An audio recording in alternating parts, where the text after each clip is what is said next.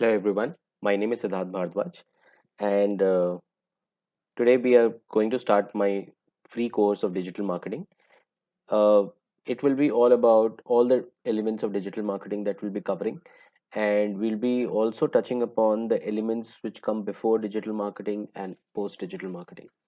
Digital marketing for me is just an extension of the marketing strategy that has already been created for the product, and that is how we do it. So my free course will definitely give you an overview of what are the first of all, what is digital marketing, what are the pillars in digital marketing, and I'll try to touch upon each and every aspect of digital marketing in my free course, so that you can have an understanding and an overall bird view. So without wasting any more time, let's start. So what we will be covering in this lesson is what is digital marketing, what is digital marketing relevant now versus past, who can learn digital marketing, and is it for you, the job scenarios of digital marketing in India. Apart from jobs, what else can you do in digital marketing? How can small businesses and services take advantage of digital marketing? And what will we cover in the free course overall? A little bit about me. My name is Siddharth Bhardwaj, and I have been in this industry for almost 10 years now. As I have been learning on the go, I realized that there are a lot of institutes and there are a lot of colleges which are teaching digital marketing, but somewhere that quality is being compromised. And I've taken this initiative so that at least I try to give that quality input so that you guys who are planning to go into digital marketing or who plan to be a digital marketer in the future, this course can be a stepping stone to start with. Before that, just putting in my credentials so that you have an understanding who I am and for from what background I am coming in. So a little bit about me. I graduated from St. Xavier's College. I was also a part of ISEC. I've done my BCom honors from St. Xavier's College in 2005. Then I did my post graduation from IBS Hyderabad in 2008.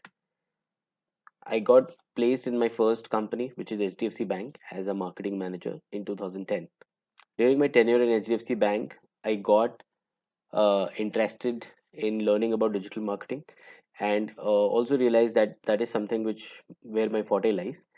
Then I joined Shriram as a brand and digital head, where my broad job role was to handle all the brands under Shriram and also look into what are the ways where we can capitalize on digital and make digital as one of the verticals to have an ROI overall. I got to be in the space where I could really experiment with all the skills that I've learned in my course. In 2016, I was the partner in the company called 4D Network. This company is based out of Malaysia. I started the Indian operations and we had some really good clients, right from Shalimar Oil to a lot of Malaysian clients. Then I moved to Wonderman Thompson, which is one of the biggest advertising firms in India. Wonderman has acquired Hangama Digital, and I was like a bridge between them. I was acting as a senior client servicing in Wonderman Thompson and was handling clients and pitching them on and off for digital products. My biggest client inside Wonderman Thompson was Abibus and Britannia, where I really had the opportunity to interact and operate with big clients. And currently, I stand in Dr. Reddy's as a digital business partner. My KRA here is I'm a digital strategist where for Pan India, and my job is to create digital strategy for all the brands of Dr. Reddy's. I believe in the layer of becoming a digital marketer. Uh, I have never looked at money as my primary aspect. I've always looked at the experience that I'll be gaining out, and I really wanted to experiment with all the layers of digital marketing. So if you see my role, I have never ever repeated a role from marketing to branding to being on the operation side to servicing clients and now a strategist. Somewhere I'm trying to cover all the layers so that at a given point of time, I really want to be at a position where I can give a strategy which would be holistic for the brand, and I would be touching all the aspects of that. Moving on. So let's start with a basic definition of what is digital marketing. Uh, According to me, digital marketing refers to advertising, delivered through digital channels such as search engines, social media, paid media, emails, etc. Using these online media channels, digital marketing is the method by which company endorses goods and services to gain engagement and ROI. So this is just a broad definition to make you understand that which space digital marketing line. It's not isolated. It's very much integrated with your offline marketing strategy. For me, digital marketing is just an extension to marketing, and it can't be isolated as such. Moving to the next point, why is digital marketing relevant now versus past? Definitely, from an overall industry perspective, also digital has been growing very steadily. We are almost seeing a 27% growth on a year-on-year level. Ad industry is growing at 11%, so this is almost at a 3x. So you can see in 19, 22, 25, we are almost looking at a percentage contribution of 30%, which it stands right now. It will go up to 44% or maybe more by 2025. That means 50% of your ad budget will come from digital, right? On your right hand side, this is the media ad spends, which has again been forecast. We stand in currently 2020, 2021, where we see that this orange space is the digital and rest of the spaces is television, print, radio, cinema, OOH. And we see that it has already gained momentum from 12% to 30%. And this is going to grow further. This is going to grow to up to 50 to 55%, and all the rest of the channels will go down. Let's dive in to see why is this industry gaining momentum and what are the things that are really shaping the industry. So for me, believe the consumer behavior is the biggest reason for which the digital industry is coming into the main frame of marketing, and people are now taking digital seriously. So as you see in your first graph, is this is the US advertising media, but the objective is to show you that from 2018 to 2022, these are the various uh, marketing channels that are available, and all the channels are gradually losing momentum, whereas internet is gaining momentum by notches. TV is also gaining, but at a very slow rate, whereas all the rest, which is newspaper, out of home, trade magazine, cinemas, all has gone down, right? All the offline are not that steadily in terms of growth, but yes, it is still there, very much in the picture. The reason for this is the time being spent. Initially, my 2000, uh, during the year of 2000 and all, we used to see that people are spending time on television, people are spending time on seeing hoardings, pamphlets, brochures, and so on. But now the time has been captured by your internet. Almost 31 minutes to 1 hour is a 16 to 18%. More than 1 hour is almost 31%. On an average, if I would say, 3 to 4 hours every day is being spent on the internet. Where is it being spent? So, of the total 650 million users, we are seeing that almost 400 million are into chatting and social media, 330 million are into video content, 200 million are into service transactions like GoIbibo, Book My Show, and so on, and 105 million are into product transactions. Currently, coming from the lens of Amazon and all the other e-commerce websites. So, according to this frame, maximum time space that can be taken is from these two elements, right? Which is social media and video content. Let's dive deep into these two aspects. How is industry tapping into the consumer world? So let's see what are the customer occasions that give us an opportunity to jump into their arena or to buy time into the spaces where they are already there, right? From the frequency level, you will see that the red are the high ones and the gray are the low ones.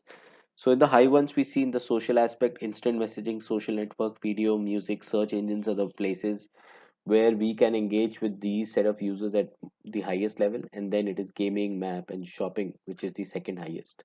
So these are the most interactive places where brands and users meet, and these are the places where you can take advantage of it, right? There's also cross occasional services where payments and financial services also give us some opportunity. So currently, where does the industry stand? Let's look at the industry behavior. So as you see in your first graph is that China leads in terms of having the highest number of internet users, which is accounting to almost 63% of the population. Then comes India, which is accounting to almost 55% of the population. United States, which is currently accounting to 96% of the population.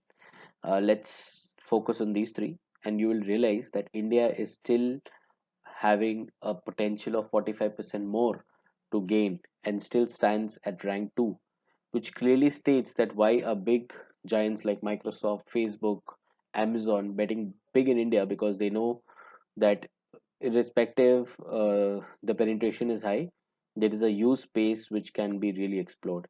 Which is the biggest channels that are bringing the internet users? Obviously, Facebook, YouTube, WhatsApp, Facebook Messengers are the top contributors here. And from online ads, what we see that these are the industries that are there. These are the traditional ad spends, which is the offline ad spends, and these are the digital ad spends. Of the total 50,000 crores, 9,000 crores are being spent on digital, which is almost a 20% for me. Whereas you will see the highest percentage is coming from e-commerce, telecom, BFSI, and travel, where they are spending, where the spending from the industry has been the maximum, right? So this is the industry behavior. So we see that industry is really giving good weightage to digital marketing from effectiveness, from yes, that is the good change and everything versus traditional marketing, but still the industry is really struggling to adapt, irrespective of cost effectiveness, time effectiveness, good reach, quality reach, and everything. The reasons what which I identified was that the confidence in the new digital method is really low with the industry right now. Currently, they stand at 20% as spends, which will go up gradually. The less quality talent pool available. As I told you, there are a lot of digital marketers in the field, but the kind of quality they're bringing on the table is not that great, and that can only be polished or modified once you get trained or mentored, which can really give quality advice, quality training, quality mentoring, and make sure that you are in that space of that quality pool. So there is a mismatch in terms of the demand and supply over here. The process is not evolving at the pace at which I thought of. It is growing at a very gradual pace. HR needs to be more agile to understand how is the digital process, because there is a way a process needs to be developed the way offline has, right? Offline has a branding, a budgeting, a measurement process and everything, whereas digital is evolving, and the industry needs to adapt quickly to make use of it as we move forward. So who can really learn digital marketing, and is it really for you? Will be your next thought, for which I would like to say that anyone who is into marketing and sales professionals doing business of selling products or services, are into startups, or students who are into colleges and plan to take up marketing in future, or people who are also into advertising. These are the places where you will gain the maximum from me. So the job work scenario, as I told you, there is a big mismatch. If you see on the right hand side, the digital marketing jobs are in plenty: 18,000, 1,000, 11,000, 9,000. The jobs are in plenty. Whereas the demand is actually exceeding supply for jobs in digital marketing and AI. The reason is due to the growing demand in digital, the demand is very high, but institutes are very less to give quality course training. Hence, the demand supply mismatch. So, rest be assured, once you become a digital marketer, job is there. You will. There are a lot of other things that apart from the job you can do in digital marketing. It's very easy to start an agency because there are a lot of small startups, small companies that are there in the market to which the big agencies don't cater to. And you are the one who can pitch in. You can be a freelancer also there, and start with 1 to 2 agencies. My personal suggestion: start free, uh, always to test the waters and then make it big. Same is with the consultancy, that you can charge for creating the strategies and charge your product project wise. You can be into e-commerce space where you can start your own store, or you can help others start their own store and be partner to them from the lens of marketing and doing digitization as much as possible. You can become a blogger if you really like writing, or if you really find people who around you are good bloggers. You can help them blog, market that blog of doing affiliation marketing. You can use third party products and a lot of things you can do inside blogging to start your earning process, right? Inside others, become a niche blogger, you can become an influencer, you can become an affiliated marketer, you can start your own YouTube channel, and there are a lot of opportunities that are available for you to explore. How can small companies who are selling products or services really leverage digital marketing? I have heard these queries ample number of times, and I really want to tell you that a lot of places you really don't require people. What you need to do is spend some time understanding and learning these basics so that you can start on your own. So, what these small companies who are selling products or services can leverage from digital marketing, they can create their own website. Please be rest assured, making website is really easy. And in this free course, I'll take you through step by step how to do it, and you can start right there and there. You can list your own products on e-commerce and sell, which does not involve any cost. You can hire an influencer and promote your products or services as low. The influencer costing start as low as 10,000. You can create a social presence. You can create social media pages, Instagram pages to create awareness, to email marketing, to capture leads, and to do a lot of things. You can analyze your traffic and customize your product. Once you have a website and the social media, a lot of analytics will start flowing in, right? So you will get a lot of insight about the audience, and once you get that insight, you can really change the product if there is a requirement to do it, and customize it as per the demand of the audience that are really coming to the website. We can also create FB stores, Insta stores to sell. We can do geo targeting to maximize offline sales. This is really popular in my company at least, where I always, in my strategy, I always plug this thing in. If the product is something like a Sherwani or a real estate, people really like to visit, right? So lead generation for me is a conversion.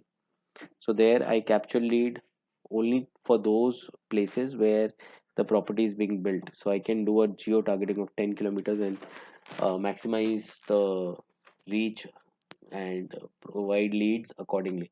And those leads will be really quality compared to the random leads which we get. You can become an affiliate marketer and you can sell more. Affiliate marketing is really next big thing which you might not be aware of now, but as we move forward, I'll explain you that. I've just listed 8 elements here. There are a lot of other elements. These are the 8 which came top of my in on top of my mind record. But there are many more things that small industries or small companies of 5 to 6 employees companies can really do to expand. Things that we'll be covering in our digital marketing course. I'll be touching upon each and every digital marketing element, right from your digital pillars of how to use those digital pillars inside your career, inside your business, inside your profession, whatever you are into.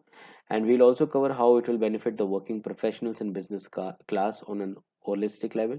And we will also give you a heads up of how to start and use all the tools and everything that I'm showing you to use practically inside your business, inside your professional career.